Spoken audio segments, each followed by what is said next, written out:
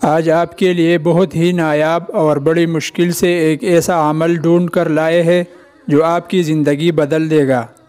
یہ جو آج کا عمل ہے اللہ تعالیٰ کا ایک اسم شریف ہے، یا رزاق۔ اس کو کسی وقت پڑھنا ہے اور کسی طرح پڑھنا ہے۔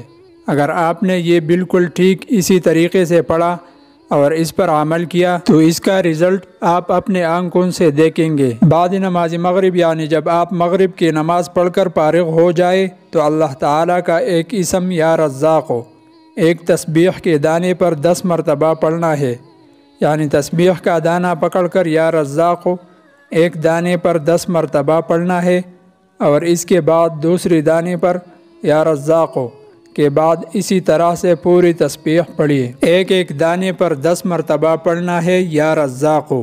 اسی طرح سے آپ نے تسبیح پوری کرنی ہے اور یہ 7 بار تسبیح پڑھنی ہے۔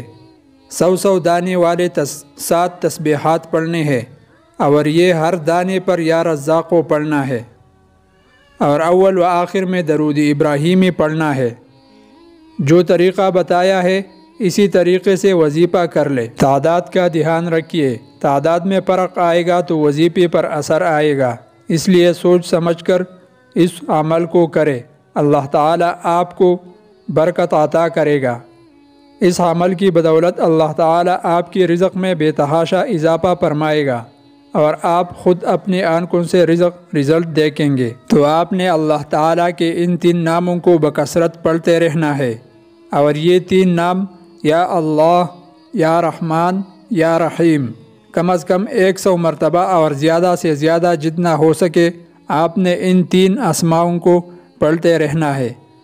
یوں سحری کا وقت ہوگا اور سحری کر کے روزہ بند کر کے نماز فجر ادا کر کے اپنے کام کاج میں مشغول ہو جائے۔ اس کے بعد آپ نے روزانہ کی بنیاد پر سحری کے وقت یعنی سحری سے پہلے ایک تسبیح یا اللہ، یا رحمان، یا رحیم کی کرنی ہے، اور پھر افطاری سے چند منٹ قبل جب آپ افطاری کی دسترخوان پر بیٹھے ہو تو وہاں پر بیٹھ کر حسبنا اللہ و نعم الوکیل اس آیات مبارکہ کی ایک تسبیح یعنی 100 مرتبہ پڑھنا ہے۔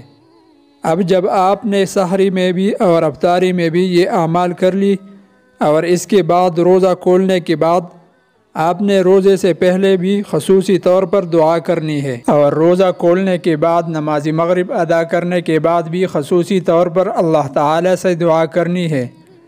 آج کا جو روزہ رکھا ہے اس کے حوالے سے اللہ سے دعا مانگنی ہے، اور بحیثیت انسان جو غلطی ہوئی وہ غلطی اللہ تعالی سے خصوصی طور پر معافی مانگنے ہے کہ اللہ تعالی اس غلطی کو معاف کر کے اس کا پورا اجر و ثواب عطا فرمائے، اور آنے والے روزے میں صحیح طریقے سے روزہ رکھنے اور عبادات کرنے کی توفیق عطا فرمائے۔